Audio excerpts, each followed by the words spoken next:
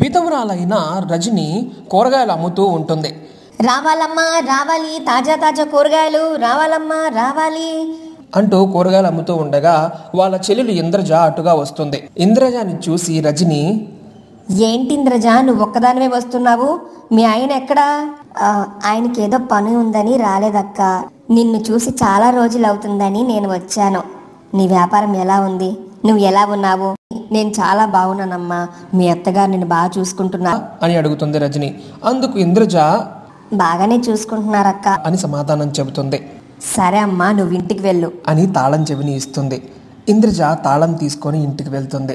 కొంత సమయం తర్వాత రజని తన కూరగాయలన్నీ అమ్ముకొని తను బండి తీసుకొని ఇంటికి వెళ్తుంది. తను ఇంటికి వెళ్ళిందో లేదో తన చెల్లెలు ఇంద్రజ వేలాడుతూ కనబడుతుంది. తను ఉరి వేసుకొని చనిపోతుంది. దాన్ని చూసి ఆమె లబోదిబో అంటూ ఏడవడం మొదలు పెడుతుంది. అయ్యో ఎవరన్నా కాపాడండి, అయ్యో ఎవరన్నా కాపాడండి, నా చెల్లెలు ఊరేసుకొని చనిపోయింది, అయ్యో ఎవరన్నా రండి అంటూ అరుస్తూ ఉంటుంది. చుట్టుపక్కల ఎవరూ లేకపోవడంతో ఇక ఆమె కిందకు దించుతుంది. రజనీకు ఏం చేయాలో అర్థం కాని పరిస్థితి. వెంటనే హడావిడిగా ఇంద్రజ అత్తగారింటికి పరుగులు తీస్తుంది. అక్కడ అత్తగారు, ఏంటి నీ చెల్లెలేది? నువ్వొచ్చావేంటి? మీ చెల్లెల బదులు నువ్వు కాపురం చేద్దామనుకుంటున్నావా? ఆ మాట వినగానే ఆమె చాలా కోపంగా, ఇక్కడ ఏం జరిగిందో నాకు తెలియదు. నా చెల్లెలు చనిపోయింది. మీరు మాట్లాడుతున్న మాటలు బట్టి ఇక్కడ ఏదో పెద్ద గొడవ జరిగే ఉంటుంది. ఏం చేశారు నా చెల్లెల్ని? ఆమె చనిపోయింది అంటూ ఏడవడం మొదలు పెడుతుంది. ఆ మాట వినగానే అత్తగారు చాలా కంగారు పడుతుంది. ఇంతలో మామయ్య వస్తారు. ఆయన, ఏం జరిగిందమ్మా అని అడుగుతాడు. అప్పుడు ఆమె జరిగిన విషయం చెబుతుంది. ఇక హడావిడిగా అందరూ అక్కడికి వెళ్తారు. అదే విషయాన్ని సురేష్ కూడా కబురు పంపిస్తారు. సురేష్ కూడా అక్కడ చేరుకుంటాడు. సురేష్ చాలా ఏడుస్తూ, ఇంద్రజ ఏమైంది నీకు? ఇంద్రజ, అయ్యో అమ్మా ఏం జరిగింది? నా భార్య నువ్వేమన్నావు? ఇంద్రజ లే, ఇంద్రజ, ఇంద్రజ లే, చాలా బాధపడతాడు. అత్తగారు ఏం మాట్లాడకుండా అలాగే చూస్తూ ఉంటుంది. సురేష్, మీ అమ్మగారు ఏదో చేశారు, అందుకే నా చెల్లెలు ఇలా వచ్చింది, ఇలా చనిపోయింది. అసలు ఏం జరిగింది? మీ అమ్మను నిలదీయండి మీరు అని అంటుంది. బాగానే ఉందే, నేనేం చేశానమ్మా? అసలు మీ చెల్లెల్ని ఏమన్నా అనడానికి నేనెవరు చెప్పు? అసలు నాతో ఎడమొహం పెడమొహంగా ఉంటుంది ఆమె. నేను ఒక్క మాట కూడా ఆమెతో మాట్లాడను సరిగ్గా. ఆమె ఇంకా నన్ను లేనిపోని మాటలు అంటుంది అని ఇష్టం వచ్చినట్టుగా మాట్లాడుతుంది. రజని, చనిపోయిన వాళ్ళ మీద నిందలు వేయడానికి కొంచెం కూడా బుద్ధి లేదా మీకు? మీరే ఏదో చేసుంటారు, అందుకే నా చెల్లెలు చనిపోయింది అంటూ పెద్ద గొడవే అవుతుంది. ఇక వాళ్ళ మధ్య గొడవని చూసి, కట్టప్ప ఆపండి చాలు, ఇంకా శవం ఉంది ఎదురుగా, మీరు ఇలా గొడవ పడుతూ ఉన్నారు, కొంచెం కూడా మీకు బుద్ధి లేదనుకుంటా, అసలు మీరు ఆడవాళ్ళలాగే ఉన్నారా అంటూ తిడతాడు. ఇక తదుపరి కార్యక్రమం ముగిసిపోతుంది. ఎవరి దారిన వాళ్ళు ఉంటారు. రజనీకి మాత్రం తన చెల్లెలు చనిపోవడానికి కారణం వాళ్ళ అత్తగారే అని గట్టిగా నమ్ముతుంది. అసలు ఆ ఇంట్లో ఏం జరిగిందో తెలుసుకోవాలని నిర్ణయించుకొని కూరగాయల బండిని తిప్పుకుంటూ వాళ్ళ ఇంటి వైపు వెళ్తుంది. రావాలమ్మా రావాలి, తాజా తాజా కూరగాయలు రావాలమ్మా రావాలి అంటూ కేకలు వేస్తుంది. అప్పుడే ఇంద్రజ వాళ్ళ ఇంటి పక్కన ఉన్న నాగలక్ష్మి అక్కడికి వస్తుంది. కూరగాయలు ఎలా ఇస్తున్నారమ్మా కేజీ అని అడుగుతుంది. కేజీ చాలా తక్కువగానే ఉన్నాయి కానమ్మా, తీసుకోండి మీకేం కావాలో అని అంటుంది. ఆమె తీసుకుంటూ ఉండగా, అవును అన్నట్టు ఇక్కడ ఇంద్రజ అని ఒక అమ్మాయి ఉండిద్ది కదా, ఈ మధ్య చనిపోయిందంటగా, ఏం జరిగింది? నాగలక్ష్మి, అయ్యో దాని గురించి ఏమడుగుతావులే అక్క. అసలు వాళ్ళ అత్తగారు ఆ అమ్మాయిని ఎప్పుడు రాచి రంపని పెడుతూనే ఉంటుంది. మొన్న ఏం జరిగిందో తెలుసా? రజని ఏమైంది అని అనగానే ఆమె జరిగిన విషయం చెప్పడం మొదలు పెడుతుంది. నేను ఆ రోజు బయట నుండి చూస్తూనే ఉన్నాను. వాళ్ళ అత్తయ్య ఇంద్రజతో మాట్లాడుతుంది. అత్తగారు, ఏమే కోడల పిల్ల, మీ అక్క మాకు కట్నం ఇస్తానని చెప్పింది, ఇంతవరకు కట్నం ఇవ్వలేదు, సావలేదు. మీ అక్క చెప్పే మాటలన్నీ కూడా అలాగే ఉన్నాయి అనుకుంటా. ఇక నీ సంగతికి వస్తే ఎప్పుడు ముచ్చిమొహం వేసుకొని అటు ఇటు తిరుగుతూ ఉంటావు. నీ వల్ల ఒక ఉపయోగం లేదు. మంచి సంబంధం వస్తే వాడేమో నిన్ను చేసుకున్నాడు చూడు, మా కర్మ. బాగా డబ్బున్న సంబంధాలు ఎన్ని వచ్చినా నీలాంటి దాన్ని ఇంటికి తీసుకొచ్చాడు. ఇప్పుడు మేము ఏడుస్తున్నాము. అత్తయ్య, కట్నం లేకపోయినా ఏమైంది? నేను మంచి అమ్మాయిని కదా, అలాగే మీరు చెప్పిన ప్రతి పని నేను చేస్తున్నాను. మీకు ఎలాంటి కష్టం కలిగించకుండా చూస్తున్నాను. అమ్మో, ఎవరు గొప్పలు వాళ్ళు చెప్పుకోకూడదమ్మా. ఆ గొప్పలు ఈ చుట్టుపక్కల వాళ్ళు చెప్పాలి, లేదా నేను చెప్పాలి. అంతేగాని ఎవరు డబ్బు వాళ్ళు కొట్టుకోకూడదు, అర్థమైందా? అయినా రోజు నా చేతిలో తిట్లు తింటానే ఉంటావు, అనవసరంగా కొట్టించుకుంటూనే ఉంటావు. అయినా నాకు భలేగా ఎదురు సమాధానం చెప్తావే. బాగా పొగరు నీకు. ఈ మధ్య నేను కొట్టడం లేదు కదా, అందుకే అలా మాట్లాడుతున్నావు. అత్తయ్య దయచేసి నన్ను కొట్టకండి అత్తయ్య, నాకు చాలా బాధగా ఉంటుంది. సాయంత్రం అయ్యేటప్పటికీ నేను ఒళ్ళు నొప్పులతో పడుకోవాల్సి వస్తుంది. దయచేసి నన్ను ఇబ్బంది పెట్టద్దు అత్తయ్య. మీరు ఏది చెప్పినా నేను అది చేస్తున్నాను కదా.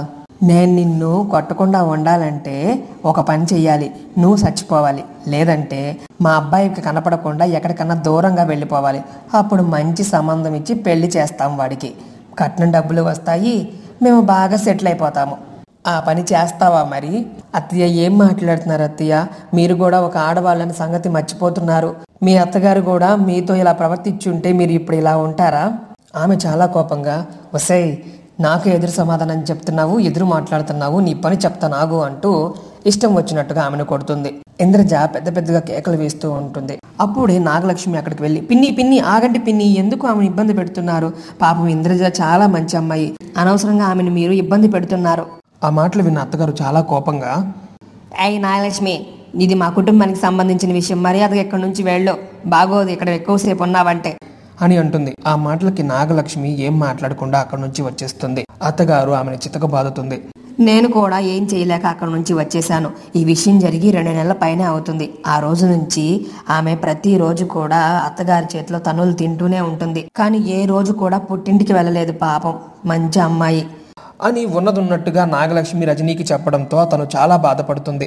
రజనీ మనసులో, నా చెల్లెలు ఎంత నరకం అనుభవించిందో నాకు అర్థమవుతుంది. అయ్యో భగవంతుడా, ఎందుకు నా చెల్లెల్ని ఇలా చేశావు? తను ఏదన్నా కష్టం ఉంటే నాకు చెప్పుకున్నా బాగుండేది. అయ్యో అంటూ చాలా బాధపడుతుంది. ఈ విషయం వెంటనే సురేష్కి చెప్పాలి అని సురేష్ దగ్గరకు వెళ్ళి సురేష్తో జరిగిన విషయం అంతా చెబుతుంది. ఆ మాటలు విన్న అతను, అయ్యో ఇంత జరిగిందా, నాకు అసలు తెలియదు. ఏ రోజు కూడా ఇంద్రజ నాతో ఈ విషయాల గురించి చెప్పలేదు. నా భార్య చాలా మంచిది అంటూ తను చాలా బాధపడతాడు. ఇక సురేష్ ఆమెతో ఒక విషయం చెప్తాడు. ఆమె చాలా కంగారుగా, వద్దు సురేష్, అది చాలా పెద్ద తప్పు, నేను అలాంటి పెద్ద తప్పు చెయ్యను అని అంటుంది. సురేష్ ఆమెను బలవంతంగా ఒప్పిస్తాడు. ఇక ఆమె కూడా సరే అని అంటుంది. చాలా సమయం తర్వాత ఇద్దరు కూడా ఇంటికి వెళ్తారు. ఆమె తలుపు తీయగానే ఎదురుగా సురేష్ మరియు రజనీ ఉంటారు పెళ్లి దండలతో. దాన్ని చూసి అత్తగారు చాలా ఆశ్చర్యపోతుంది. ఒరే ఎంత పని చేసావురా దేవుడా, ఎంత పని చేసావురా నువ్వు, ఏందిరా ఇదంతా? అమ్మ, నువ్వు చేసిన దానికి ఇదే సరైన గుణపాఠం. నీకు డబ్బు కోసం ఒక ప్రాణాన్ని అన్యాయంగా తీసావు తెలుసా? నీ వల్లే నా భార్య చనిపోయింది. ఇప్పుడు చెప్పు, ఈమెను కూడా చంపుతావా? ఇక ఈమెను చంపడానికి కుదరదు. నీ వేషాలన్నీ ఈమెకు బాగా తెలుసు కాబట్టి నీ ఆటలు ఇంకా సాగు. నేను చేసింది చాలా గొప్ప పని. ఇంద్రజ, నువ్వు ఏ లోకంలో ఉన్నా మీ అక్కకి నేను న్యాయం చేశాను. దీన్ని చూసి నువ్వు చాలా సంతోషపడతావని అనుకుంటున్నాను అని అక్కడి నుంచి ఇద్దరు లోపలికి వెళ్ళిపోతారు. అత్తగారు దాన్ని చూస్తూ ఉండి ఏం చేయలేకపోతుంది. ఆ రోజు రాత్రి సమయం అందరూ నిద్రపోతూ ఉండగా సురేష్ కల్లోకి ఇంద్రజ వస్తుంది. ఏమండి, క్షణికావేశంలో నేను చేసిన తప్పుకి చాలా బాధపడ్డాను. మీరు నా గురించి బాధపడడం చూసి మరింత ఎక్కువ బాధపడ్డాను. కానీ ఇప్పుడు నేను అనుకుంటుంది ఒక్కటే, నేను చేసింది మంచి పని అని. ఎందుకంటే మా అక్కకు మీరు మంచి జీవితాన్ని కల్పించినందుకు చాలా సంతోషపడుతున్నానండి. నా కోసం మా అక్క ఎన్నో త్యాగాలు చేసింది. ఇక నా చావుతో మా అక్కకి మంచి జీవితం లభించినందుకు నేను చాలా సంతోషపడుతున్నాను. మీరిద్దరూ చాలా సంతోషంగా ఉండి పుట్టబోయే బిడ్డకి నా పేరు పెట్టుకుంటే నేను ఇంకా ఆనందపడతాను. అంటే ఖచ్చితంగా నేను మీ కడుపున పుడతానండి అని చెప్పి మాయమైపోతుంది. వెంటనే సురేష్ ఒక్కసారిగా నిద్రలేస్తాడు. తను, ఇంద్రజ, నువ్వు చేసింది చాలా పెద్ద తప్పు తెలుసా? నన్ను ఒంటరివాణ్ణి చేసి వెళ్ళిపోయావు. మీ అక్కను పెళ్లి చేసుకున్నాననే కానీ నాకు ప్రశాంతత ఉంటుందో లేదో అని నాకైతే నమ్మకం లేదు. కానీ నీ ఆనందం కోసం నేను ఏదన్నా చేస్తాను. నువ్వు మా కడుపున మళ్ళీ బిడ్డగా పుడతానంటే నాకు చాలా సంతోషం అని అంటాడు. ఇక ఆ మరుసటి రోజు ఉదయాన్నే రజనీకి జరిగిన విషయం అంతా చెప్తాడు. ఆమె కూడా చాలా సంతోషపడుతుంది. సరే అండి, చాలా ఆలస్యమైంది, ఇక నేను పని మొదలు పెడతాను. లేదు లేదు రజనీ, ఇంట్లో పని అస్సలు చెయ్యొద్దు. మా అమ్మే మొత్తం పనులు చేస్తుంది. ఇక అంటే మన పనులు మాత్రమే నువ్వు చెయ్యి, వాళ్ళ పనులు వాళ్ళే చేసుకుంటారు. ఆమెకి బుద్ధి రావాలి అని అంటాడు. ఆ మాటలకి ఆమె, అలా చేయడం చాలా తప్పండి అని అంటుంది. అందుకు సురేష్, మా అమ్మ చేసిన తప్పుల కంటే ఇవేమీ పెద్ద తప్పులు కాదులే అని అంటాడు. ఇక ఆయన చెప్పినట్టుగానే వింటుంది ఆమె కూడా. ఉదయాన్నే అత్తగారు నిద్రలేచి పనులన్నీ చేసుకుంటూ నాకు ఇలాంటి గతి పట్టినందుకు ఆ భగవంతుడిని ఏమనాలి, ఈ సురేష్ గారిని ఏమనాలి అంటూ వాళ్ళని తిట్టుకుంటూ ఉంటుంది. ఇంట్లో బండెడు చాకరీ అత్తగారు చేయలేక, ఓరి దేవుడా, రోజు నా కోడలు ఇంత పని చేస్తుందా అంటే ఏమో అనుకున్నాను. అనవసరంగా నేను ఎన్నో బాధలు పెట్టి ఆమెను చాలా అవమానపరిచాను. నాకు ఇలాంటి గతి పట్టాల్సిందే అని తనను తాను తిట్టుకుంటూ కోడలిపైన జాలి చూపిస్తుంది. కానీ ఆమె తప్పు తెలుసుకున్నప్పటికీ ఏం ఉపయోగం ఉంది? కోడలు మరణించి ఉంది కదా. అలా రోజులు గడుస్తూ ఉన్నాయి. ఎక్కువ పని చేసి చేసి బాగా అలసిపోయి మంచంపై విశ్రాంతి తీసుకుంటుంది. అప్పుడు సురేష్, ఏంటమ్మా అలసిపోయి పడుకున్నావా? నా పెళ్ళం బ్రతుకున్నప్పుడు ఎంత హింస పెట్టావో నాకు బాగా తెలుసు. ఇప్పుడు ఆ బాధను నువ్వు అనుభవిస్తే ఆ బాధ నీకేంటో తెలిసిందా? ఇదేముంది, ఇంకా చాలా చాలా ముందు ముందు ఉన్నాయి. అప్పుడు తల్లి ఏడుస్తూ, ఒరే సురేష్, నేను తెలిసో తెలియకో తప్పు చేశాను, కానీ నాకు నువ్వు ఇంత పెద్ద శిక్ష వేయడము సరైంది కాదు. ఇప్పుడు నేనేం చెయ్యాలి? నీ భార్యలాగా నన్ను కూడా చనిపోమంటావా అంటూ ఏడుస్తుంది. సురేష్ కొంచెం బాధగా, అమ్మా నువ్వు చావాలని నేను ఎప్పుడూ కోరుకోను, కానీ ఇంటికొచ్చిన కోడల్ని నువ్వు ప్రేమగా చూసుకుంటే ఇదంతా జరిగేది కాదు అని నీకు చెప్పడం కోసమే ఇలా చేశా. డబ్బు కోసం నువ్వు ఆశపడ్డావు, కానీ ఒక నిండు ప్రాణం పోయినందుకు మేమందరం ఎంత బాధపడుతున్నామో తెలుసా? ఇంద్రజ ఎప్పుడూ కూడా నువ్వు ఎన్ని బాధలు పెట్టినా ఒక్క మాట కూడా నాకు చెప్పలేదు అంటే ఆమె ఎంత మంచిదో నువ్వు అర్థం చేసుకోలేకపోయావు. ఆ మాట వినగానే అత్తగారి కంట్లో కూడా నీళ్లు తిరుగుతాయి. అయ్యో సురేష్, నిజమే నువ్వు చెప్పేది. నేను చాలా పెద్ద పొరపాటు చేశానని ఇప్పుడు బాధపడుతున్నాను, కానీ ఏం లాభం అంటూ లబోదిబో అని ఏడుస్తుంది. ఇక ఆమె మనసు మారినందుకు సురేష్ చాలా సంతోషపడతాడు. ఇక రజనీని కూడా పిలిచి వాళ్ళిద్దరిని అంగరంగ వైభవంగా నేను పెళ్లి జరిపిస్తాను అని చెబుతుంది. ఇక చెప్పినట్టుగానే వాళ్ళిద్దరికి అంగరంగ వైభవంగా పెళ్లి జరిపిస్తుంది. అత్త కోడళ్ళు ఇప్పుడు చాలా సంతోషంగా ఉంటారు. దాన్నంతా చూసిన ఇంద్రజ ఆత్మ, ఇప్పుడు నాకు చాలా సంతోషంగా ఉంది, త్వరలోనే మీ చేతిలో ఒక బిడ్డలాగా పుడతాను అని చెప్పి అనంతలోకాల్లో కలిసిపోతుంది. సంవత్సరం తిరిగేలోపు ఒక ఆడపిల్లకు జన్మనిస్తుంది రజని.